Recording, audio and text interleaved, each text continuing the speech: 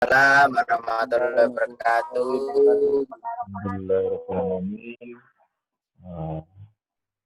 Masih bisa diberi kesempatan untuk bertemu kembali walaupun dengan daring dengan aplikasi Zoom.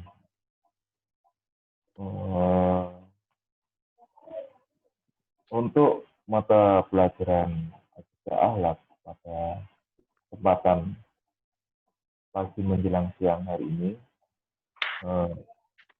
minggu lalu kan sudah dibahas tentang pengertian akidah.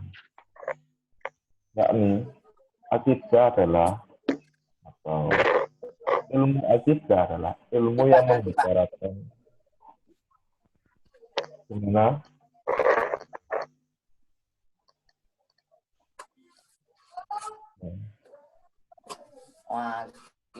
ilmu akidah adalah ilmu yang membicarakan segala hal yang berhubungan dengan rukun iman, jalan Islam, dengan dalil-dalil dan bukti yang meyakinkan. Hal ini terkait dengan dalam Al-Quran surat Al-Baqarah ayat 285. Silakan dilihat buku yang BSS sudah ada.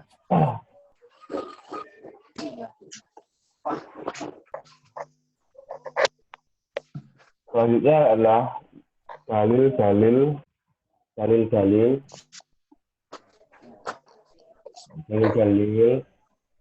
argumentasi dalam akidah. Ada dua, yakni dalil akli dan dalil nakli. Dalil akli adalah dalil yang berdasarkan pada penalaran akal sehat manusia.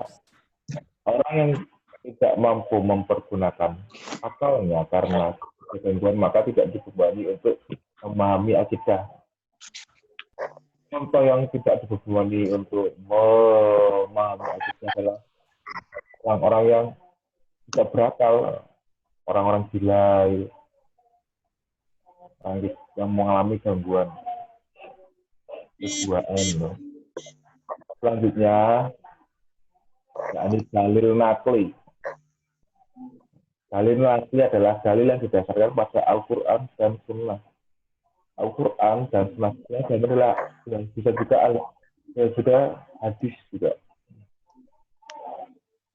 Walaupun akal manusia dapat menghasilkan kemajuan ilmu dan teknologi dalam hal keilmuan dan teknologi, namun manusia harus menyadari bahwa betapapun kuatnya daya pikir manusia tidak akan sanggup mengetahui hakikat Allah yang sebenarnya.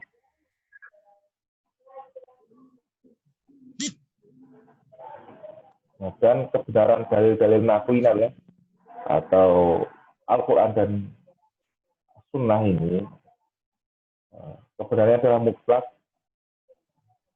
Dalil nakli ada dua, ini Al-Quran dan hadis Rasulullah dan As-Sunnah.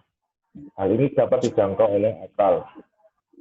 Cukup diyakini kebenarannya tanpa harus membuktikan dengan akal. Terus tujuan dalam pembelajaran akidah Islam. Akidah Islam mempunyai banyak tujuan. Yang pertama, untuk mengikhlaskan niat dan ibadah kepada Allah Subhanahu wa Ta'ala.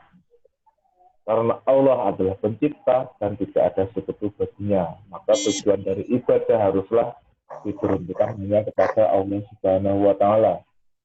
Niat ibadah seperti sholat itu ya diniatkan untuk mata-mata karena Allah Subhanahu wa Ta'ala, bukan karena hal yang lain. Kalau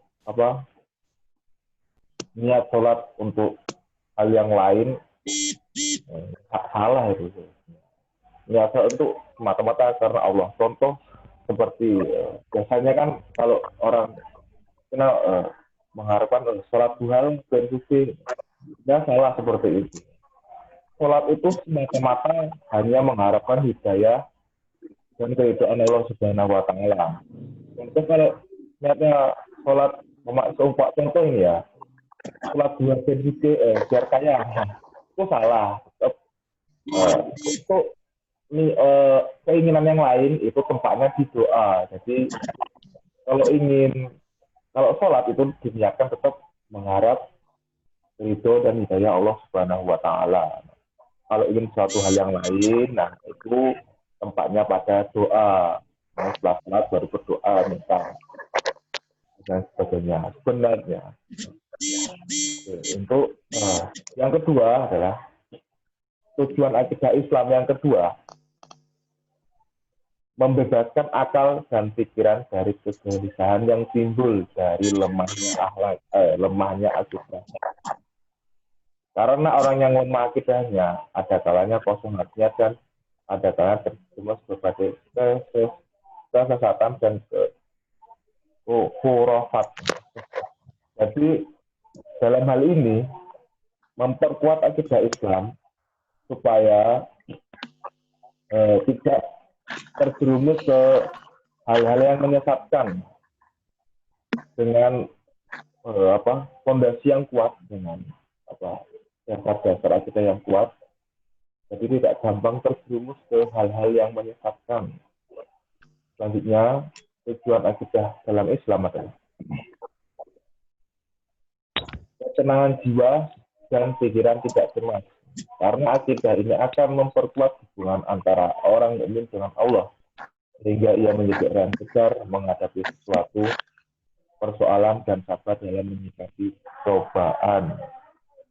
Jadi dalam hal ini kita senantiasa selalu minta kalau ada masa minta pertolongan kepada Allah. Insya Allah kan dengan akidah yang kuat, maka kita tidak akan rusuh atau kebingungan karena kita mempunyai selalu mengharapkan keridhaan Allah. Nah, yang selanjutnya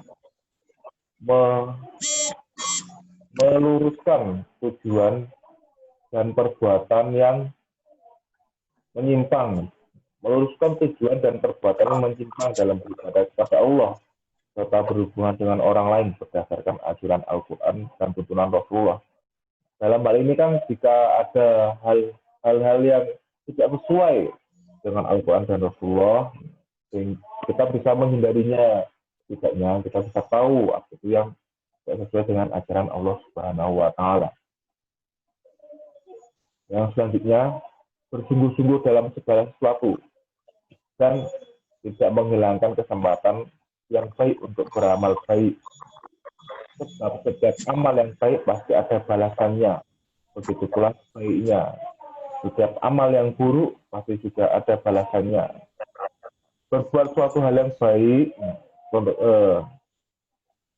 pasti akan kembali kebaikan kepada diri kita sendiri.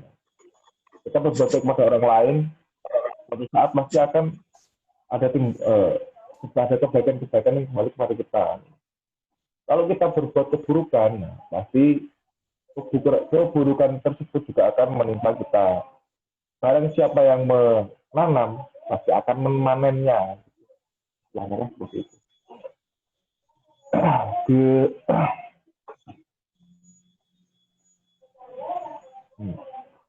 Dalam Al-Quran, surat Al-An'am disebutkan antara Bismillahirrahmanirrahim, walikulli darajatin mimma amilu wa ma rabbuka yughafilun amma ya'malun.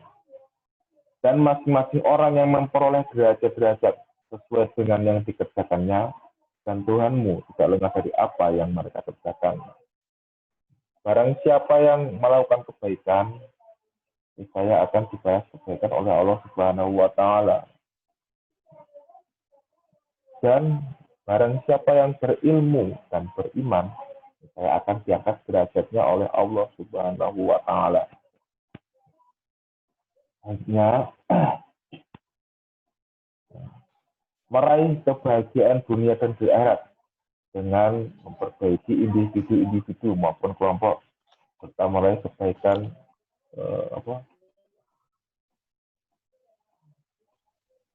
meraih pahala dan kemuliaan. Meraih kebaikan di dunia dan akhirat dengan memperbaiki individu. Meraih kebaikan di dunia akhirat dengan memperbaiki hubungan hubungan sama manusia, dengan hidup berdampingan dengan teman, dengan tetangga, senantiasa berbuat baik, saling membantu dan saling tolong menolong. Nah, selanjutnya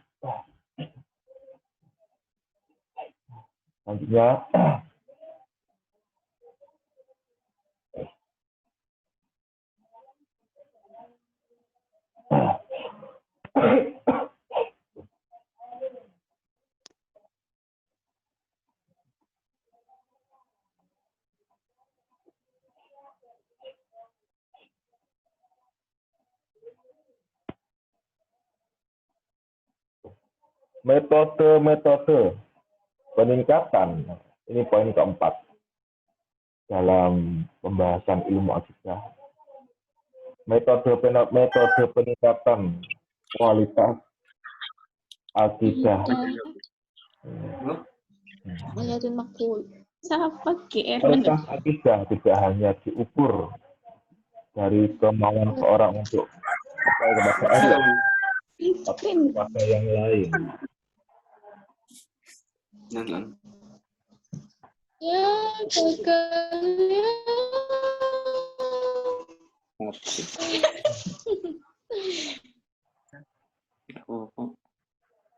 gagalnya.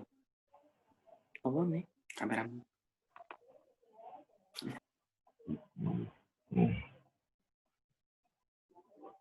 Ulangi.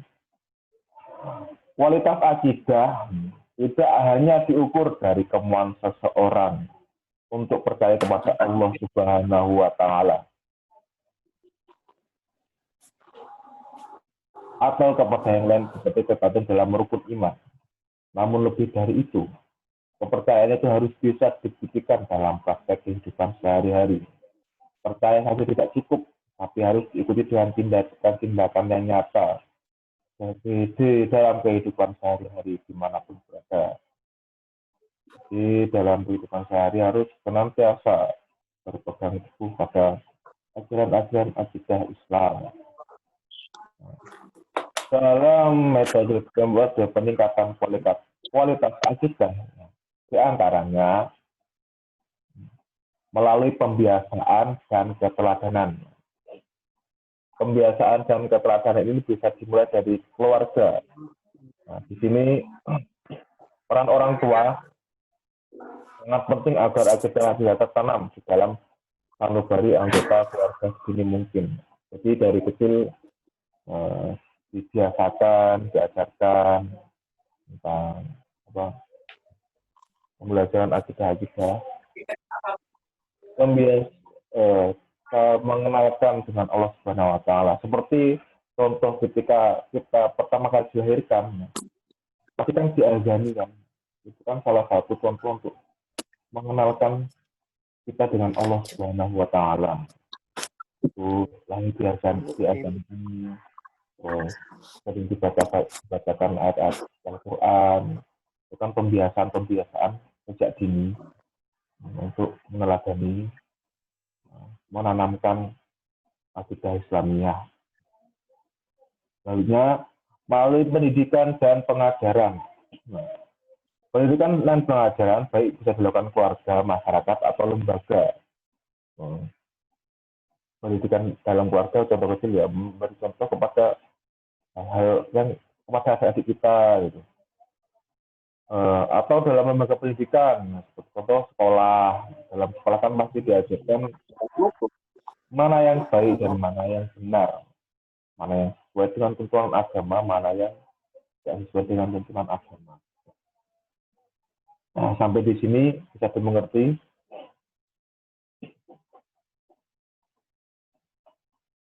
Halo. Oh, Pak. Ya.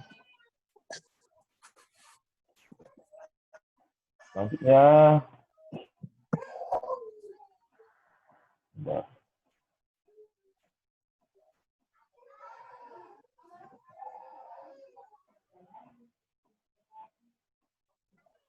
I'm Harul Akbar.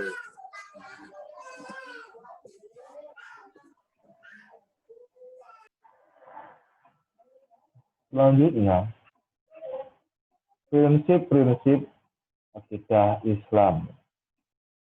Prinsip akidah Islam secara keseluruhan tercakup dalam sejumlah prinsip agama Islam. Prinsip tersebut adalah yang pertama, pengakuan dan keyakinan bahwa Allah Subhanahu wa taala esa, Allah Subhanahu wa taala satu, tiada Tuhan selain Allah. Qul huwallahu ahad. Dalam surat Al-Ikhlas ayat 1. Beriman kepada Allah, hanya menyembah kepada Allah. Beriman kepada Allah dan hanya menyembah kepada Allah dan tidak menyebutkan Allah Tuhan selain Allah. Ya, pengakuan bahwa para nabi telah diangkat dengan sebenarnya oleh Allah Subhanahu wa taala untuk menuntun umatnya. Keyakinan bahwa nabi adalah utusan Allah sangat penting. Kepercayaan yang kuat bahwa nabi itu adalah utusan Allah mengandung konsekuensi bahwa setiap orang harus meyakini apa yang dibawa oleh para rasul utusan Allah tersebut berupa kitab suci. Keyakinan dan kebenaran kitab suci menjadikan orang memiliki pedoman dan menjalani kehidupan di dunia ini. Jadi dalam menjalani kehidupan selalu berpegang teguh berpedoman kepada Al-Quran, As-Sunnah ataupun hadis Rasulullah SAW. Dan selanjutnya kepercayaan akan adanya hari kebangkitan. Keyakinan seperti ini memberikan kesadaran bahwa kehidupan dunia bukanlah akhir dari segalanya. Setiap orang pada akhir nanti akan dibangkitkan dan akan dimintai pertanggungjawaban selama hidupnya di dunia. Jadi apa yang kita lakukan selama di dunia nanti di akhirat akan dipertanggungjawabkan. Contoh apa yang nanti kan setelah masa kebangkitan setelah dari alam barzah, terus masa kebangkitan kita akan ditanyai apa yang dilakukan selama di dunia. Tangan kita berbicara, apa yang dilakukannya, semuanya kan akan berbicara. Selanjutnya, keyakinan bahwa Allah Subhanahu wa taala adalah Maha Adil. Jika keyakinan ini tertanam di dalam hati, maka akan menumbuhkan keyakinan bahwa apa yang dilakukan akan mendapat balasan dari Allah Subhanahu wa taala. Orang-orang yang berbuat kebaikan akan mendapat balasan yang baik. Beberapa bentuk kebaikannya. Baiknya, perbuatan jelek sekalipun akan mendapatkan balasan yang besar dari Allah Subhanahu wa taala. Jadi, tetap melakukan hal-hal yang baik pasti akan kembalinya baik juga. Dan seperti apa yang kita tanam itu yang akan kita tuai. Sampai di sini bisa mengerti atau ada yang ditanyakan? Tanya, Pak. Ya, yuk.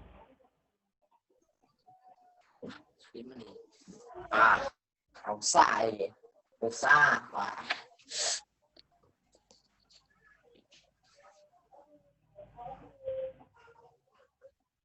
Cukup.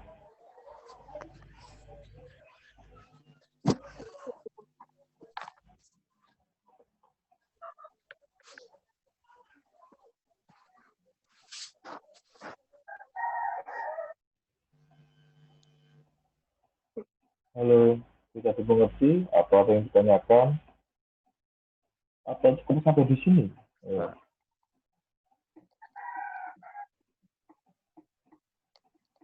Bentar, absen dulu. Afat, ada yang ditanyakan? Tidak, Pak.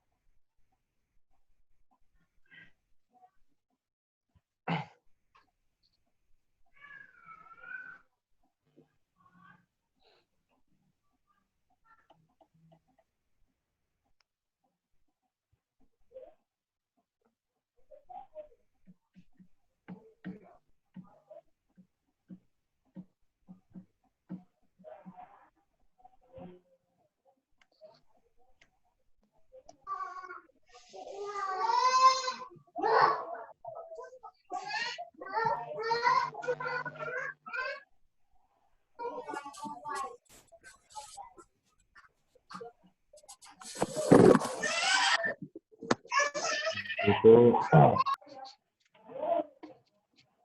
coba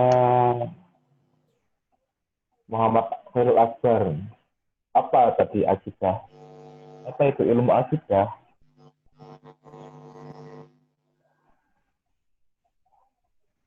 Kenapa? Ilmu akidah itu apa? Coba pengertian ilmu akidah apa? Apa itu ilmu akidah? Kok iya, Pak? Kayaknya kemarin bisa. Jadi saya saiki lali, Pak. Bisa lupa. Masih mungkin, Pak. Apa? Itu ilmu akidah.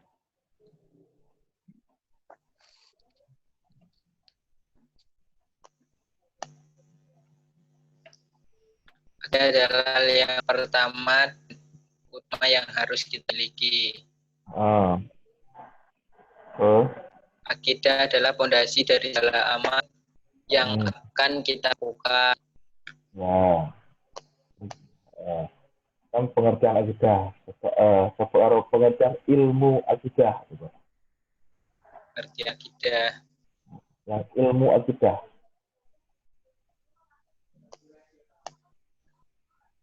Akidah berarti tali mengikat sesuatu dengan yang lain. Ya, benar, itu pengertian akidah secara bahasa.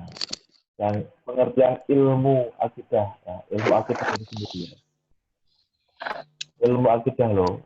Ilmu yang membicarakan segala hal. Ilmu yang membicarakan segala hal yang berhubungan dengan rukun iman dalam Islam. Dan dalil dan bukti-bukti yang meyakinkannya. Itu yang saya maksud pengertian ilmu akidah.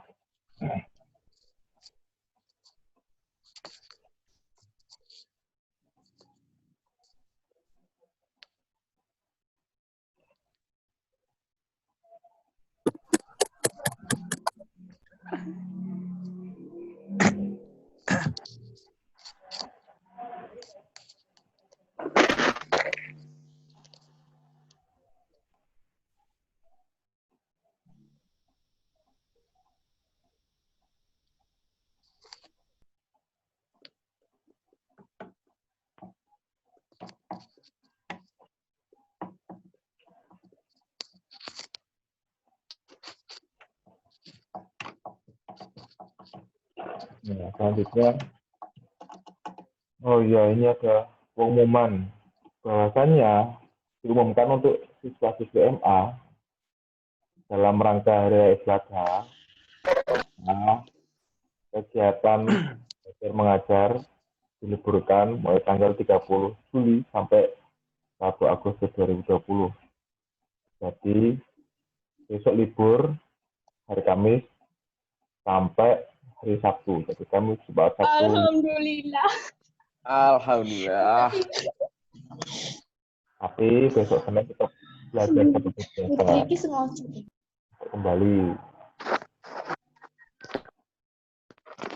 Jadi masuk Senin ya, Pak? Ya, Senin besok masuk. Pak. Macet-macet tempatku. Gimana? Besok libur, Pak. Ya, besok libur. Libur, Pak. Besok Kamis, Pak. Iya. Masuknya Pokoknya hari Senin tanggal 3 Agustus 2020. Makasih, Pak.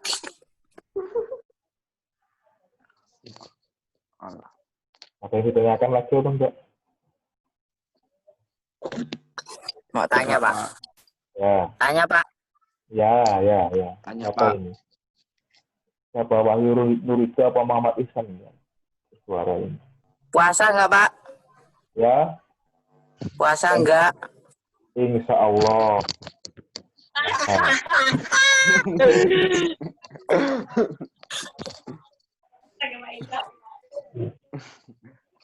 Masih insya Allah nggak? Ya, kan kita nggak Insya tahu Allah. selanjutnya seperti apa.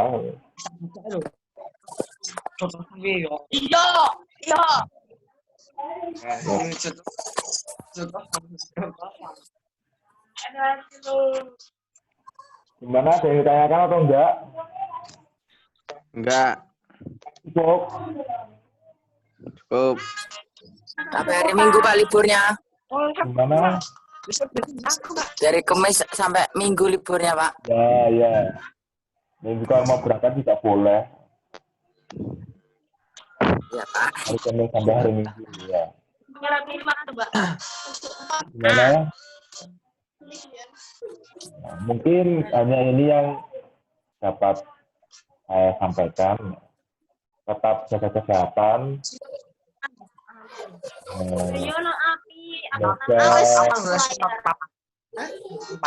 Semoga diberi kesempatan untuk bertemu di pertemuan selanjutnya.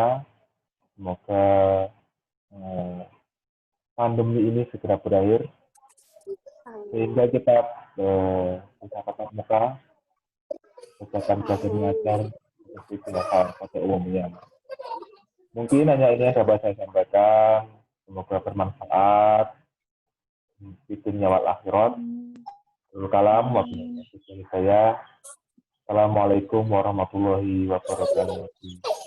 Waalaikumsalam. Waalaikumsalam warahmatullahi wabarakatuh.